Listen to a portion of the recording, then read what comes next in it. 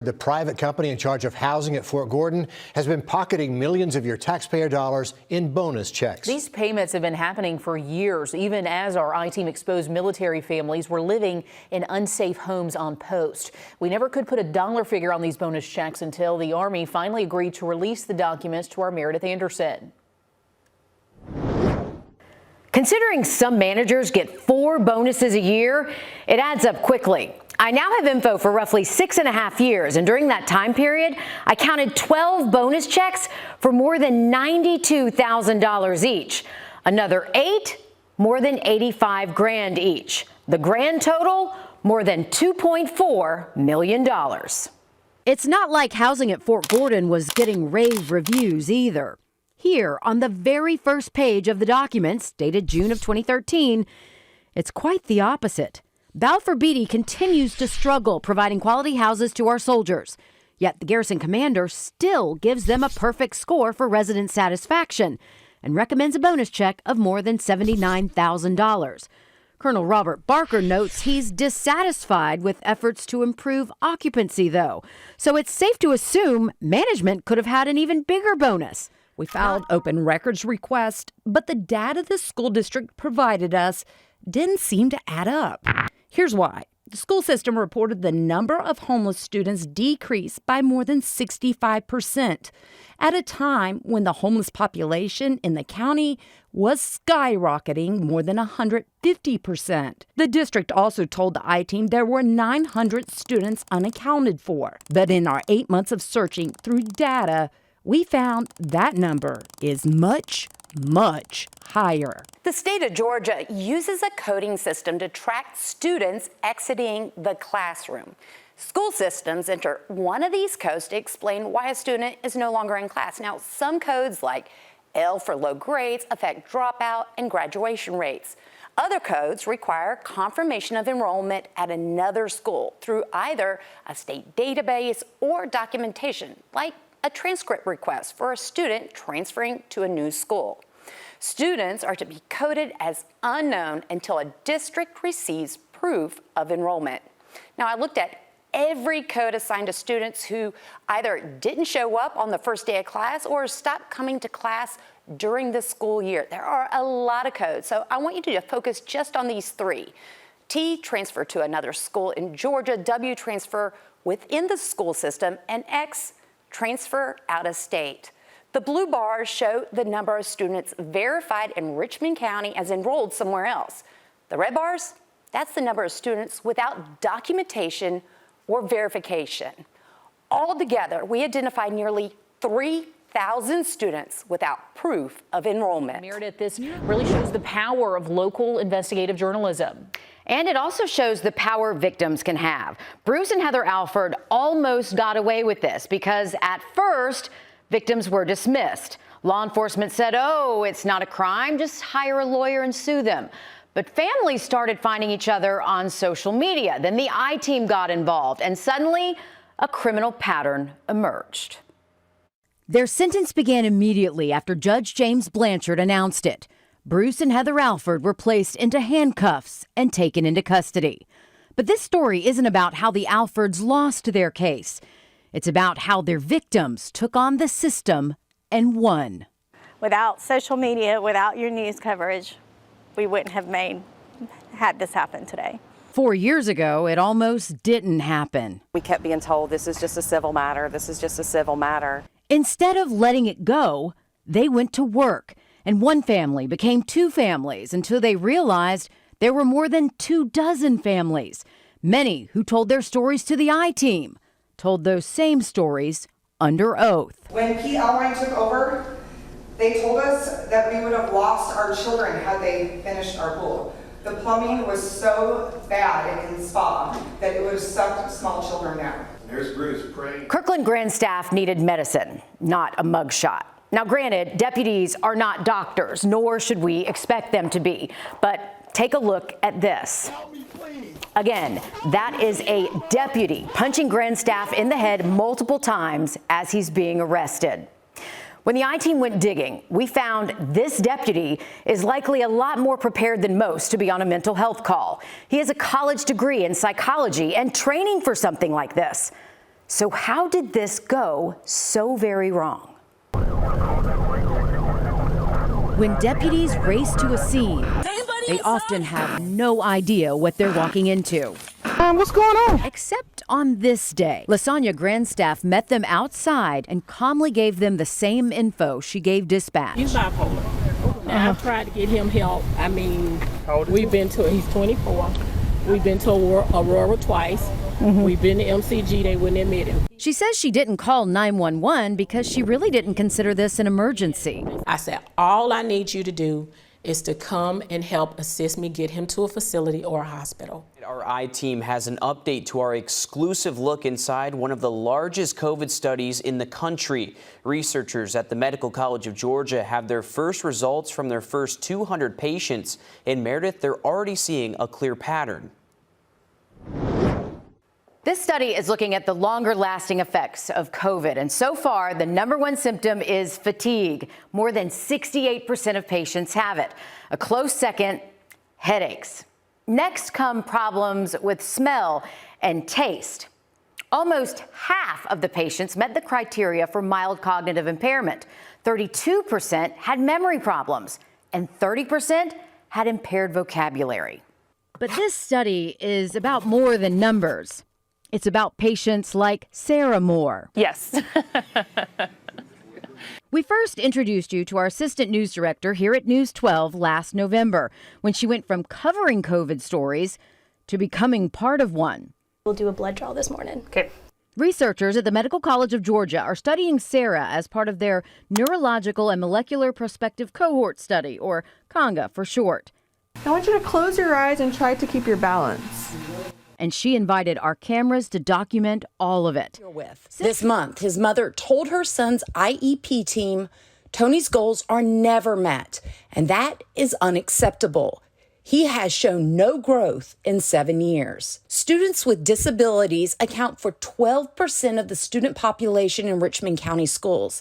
They're one of several subgroups that make up Title I schools. Kids in poverty, foster care, homeless, migrant, at risk of failing to meet state performance standards. With our TSI schools, those 5 schools, their subgroup that is underperforming is consistently special education. So that's how it impacts it, because for TSI, they look at each of your subgroups. They look at gender, ethnicity, 504, IEP, all of those sorts of things. So our special education students are the ones in that particular spot. So that's why we're really focused on the special education, trying to get those students where they need to be.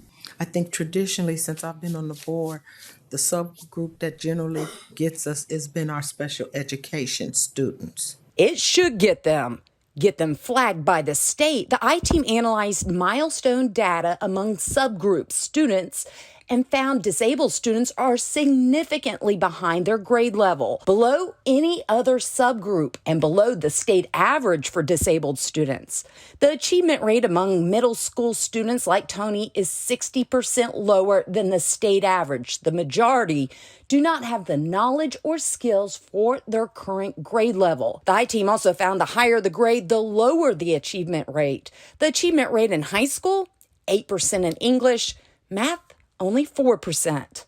The I-Team did some math of our own. The Richmond County School District got the highest amount in the state outside of Atlanta for Title I schools, $1.6 million plus $375,000. That's about $2 million and $10,000 for every full-time student. Now, we're not even counting the additional $116 million in American Rescue dollars and the other $51 million in other COVID relief funds the district received over the last 2 years. It doesn't add up to Tony's mother. I would trust that he will get the education that he needs. We have live team coverage for you from Augusta all the way to Atlanta. Our reporters standing by at those watch parties for some of the top candidates in the run for Augusta mayor and the 2 front runners who were on the ballot for Georgia governor as well. And that's where we want to start tonight. You see, we have team coverage spread out all over the Peach State. We want to start with the results for the Republican primary for governor.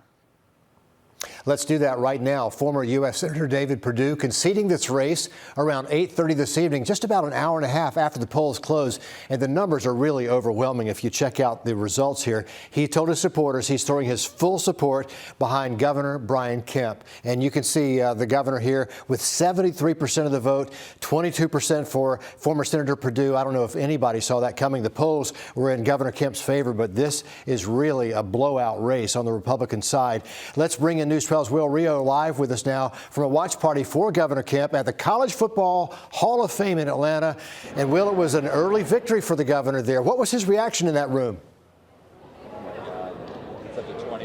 Yeah, that's right, Richard. Certainly an early victory here, and Governor Kemp's reaction was ecstatic here. And the crowd has really started to dwindle down here, but the crowd earlier tonight was absolutely crazy. There was really a sense here that they knew that Governor Kemp was going to win this race. In his own words, says people who are rooting for his campaign will go home tonight licking their wounds. However, he says first thing tomorrow morning, he's going to be hitting the ground running, hoping to get Governor Brian Kemp reelected into office.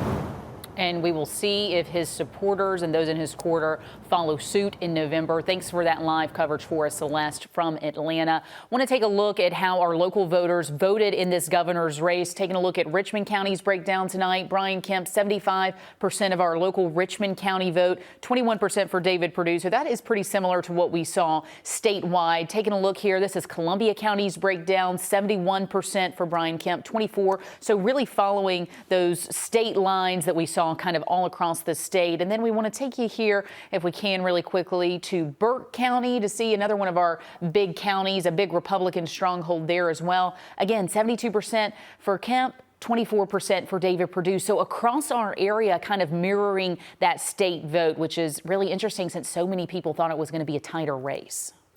Okay, Laura, let's talk about another big race, the race for U.S. Senate in Georgia, the Republican primary for U.S. Senate. And tonight, it was all about the candidate with the name recognition. As you see down there, Herschel Walker coming out on top of a crowded field of Republicans with Gary Black, Josh Clark, Kelvin King, Jonathan McCollum, Latham Sadler, and it's Herschel Walker with it being the top vote getter there. 69.4% of the vote. That is a strong showing for a candidate that President Trump actually backed in this race. So that's going to be a victory in the Trump column tonight and for a lot of Georgia Bulldog fans. But Raphael Warnock also doing really well tonight in his bid to keep that Senate seat, 96% of the vote. He did have a challenger, and it'll be interesting to see how Warnock and Herschel Walker go down the road toward November with any debates that might happen between the two because of the various strengths of each candidate. That's a race to be watched, and the whole nation will be watching.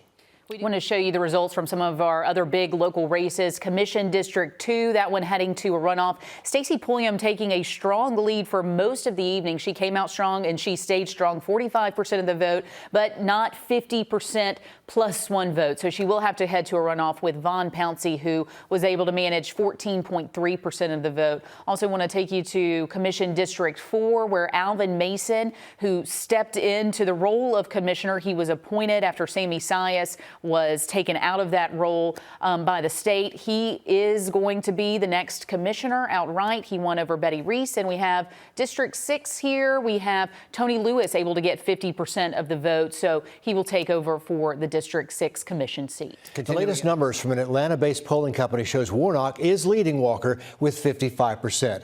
But experts say it all comes down to how many people show up at the polls tomorrow. When our I-Team crunched the numbers, we found their campaigns raised more than $160 million. So where did they get all of that cash? Our I-Team's Meredith Anderson follows the money. Most of that money led me right out of the state of Georgia, which makes sense considering this race has national implications, even though it no longer determines the balance of power in the Senate.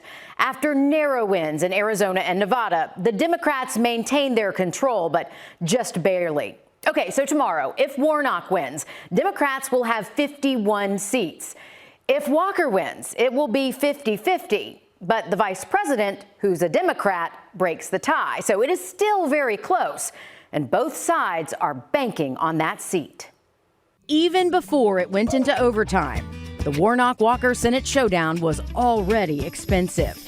Both campaigns and outside groups had already spent a staggering $262 million. Looking at just cash alone, Georgia's incumbent is giving everyone else a run for their money. According to campaign finance data, he's raised more than $175 million. Even before the runoff, Raphael Warnock raised more than $123 million, which is more than anyone else this election cycle. Mark Kelly of Arizona was second, and he wasn't even close. Herschel Walker has moved up to fourth place since the runoff with his more than $58 million. But before the runoff, he came in at number 13. It's important to note the majority of his campaign cash has been local. Plus, round 2 of the Augusta National Women's Amateur looked a lot different than yesterday's opening round. Rain delaying today's tee times for more than 7 hours. Sports director Nick Proto is here with the latest from Champions Retreat and what it means for tomorrow. Weather has been the story through the first 2 days of the Augusta National Women's Amateur. Yesterday, it was the wind. Today, it was the rain. Anna Davis and Benedetta Moresco held a share of the lead after the first round, but both had their struggles today in round 2. At one point, Davis was right on the cut line, but she rebounded nicely and should be on to the final round. Right now, there's a 3-way tie at the top between Beatrice Wallen, Amari Avery, and Haley Borja. Wallen finished 10th last year. Avery missed the cut, and this is Borja's first go-around in this tournament. It's been a long day. I was originally supposed to go off at 9:06 and ended up going off at 4:36, so definitely a long day, but it was a day to be patient, so that's exactly. Now, this isn't like the Masters where the top 50 and ties make the cut. Only 30 women will compete for the title on Saturday. If there's a tie at the cut line, those golfers will compete in a playoff for the final spots. Right now, 25 women are at +4 or better, so they would all advance. 11 are at +5, so they would have to go to the playoff for those final 5 spots. Everyone below +5 would not make the cut. Some notables below the cut line right now include Clemson's Ivory Shepard and Savannah Grual. Georgia's Jenny Bay is 1 stroke out of the playoff right now, and she'll have 6 holes left tomorrow. So let's take a look at the leaderboard. When they suspended play just before 8 o'clock tonight, some groups were able to finish. You could see Anna Davis here. She was able to get done. Some groups not even close, only finishing 9 holes. They'll resume play tomorrow morning at 7:30 over at Champions Retreat. Once those remaining groups finish, they'll do a playoff if need be to get to that top 30. Then they'll head over to Augusta National for the practice round. Everyone will get a practice round at the National before the top 30 battle it out in Saturday's final round. And of course, a lot of eyes were on Tiger Woods again, sitting at 1 under after round 1. Struggled early today, though. Here he is on 5, just missing this par putt. He bogeyed 4 of the first 5 holes. Here he is, 3rd shot on 8, eagle shot. Puts this one nice and close. He would tap it in for birdie to get 1 back. After a relatively clean scorecard in round 1, Tiger had just 8 pars here in round 2. 6 bogeys, 4 birdies for a 2 over 74, but he is well within the cut line, and he'll be heading into the weekend in a tie for 19th. I got back into the ball game. I'm 4 shots back at second. That's the thing. But Scotty's running away with it right now. So tomorrow's gonna be tough. It's gonna be windy. It's gonna be cool. It's gonna be the Masters, and I think the Masters committee has been looking forward to for a number of years. We haven't had it like this, so it's gonna be exciting, and it's gonna be fun for all of us. Another guy who will be playing this weekend is Aiken's Kevin Kisner. Kis makes his first cut at Augusta since 2019. Here's a look at his scorecard from today. Birdie to open the round. He was at 1 under before bogeying 17 and 18. Hole 11 playing a little longer this year, and it's showing. Kisner, the only player in the field to birdie 11 in both rounds. Yeah, they better send me 2 crystals, is what I think. That's 2 eagles, in my opinion. I hit a hell of a shot today. Wind just pushed it. I mean, I'm aiming right at the green, obviously. Wind just pushed it a little bit left, and it hopped right on there and underneath the hole, which is hard to do. So that's probably, you got to have some luck go your way out here. Had it on 13 and then not really on 17 or 18. So hopefully they all go lucky tomorrow. Kiz and Tiger paired up tomorrow. That'll be a fun one. So let's give you a look here at the leaderboard and just look at the day for Scottie Scheffler. 4 under on the second 9 to take a commanding lead into the weekend. Another guy I want to point out down here, Justin Thomas, tied for 10th. Thomas started the day right at the cut line, handled the tough conditions well. His 5 under 67 was tied with Scheffler for the lowest on the day. The question now becomes, can anybody catch Scottie Scheffler? We've got a lot of golf and some tough conditions to get our answer. Well, we know who's in. How about who's out? Bryson DeChambeau misses the cut for the first time in his 6 Masters appearances. In case you missed it, NASA's Artemis rocket, the most powerful ever built, launched early this morning, starting that 26-day uncrewed orbit to the moon and back. It comes after multiple scrubs in August and September. One was for a bad sensor early on in a fuel tank. They fixed that. And the others because of hurricanes Ian and Nicole. But early this morning, there it goes, off to a mission to the moon. And actually, we got our first look back at Earth from that distance for the first time since the 70s. Yeah. Just a great shot of our home planet. It is so incredible to see those pictures that are coming back and just to see the rocket itself finally be able to take off. We had so much power with that rocket. While it's a little bit shorter than the Saturn V, it has a lot more power than the Saturn V, so comparing Artemis with Apollo. But now that it's going to be up in the air and it's kind of heading toward the moon, it's going to continue with this figure 8 pattern. So it's going to actually move toward the moon and end up actually kind of sticking around the moon a little bit. It's going to do a couple orbits there. It'll be going about 40,000 miles past the moon. So that's the farthest that we've been past the moon for a lunar mission. So it's pretty cool to check that out. It has a bunch of cameras. That's the Orion capsule that you see they're kind of flying around in the studio here. That has several cameras both on the front and the side. So NASA is going to have a whole bunch of vantage points for us as it gets closer to the moon and looking back at Earth. So a lot of cool stuff. You mentioned the distance. I think the closest is something like only 80 miles away from the lunar surface. It's going to be right there. It's a close flyby. It's a really cool view. So we're going to get plenty of camera angles there. It's exciting. It's happening now, and we're going to keep tracking. And Anthony, thanks. We're back with more First at 5.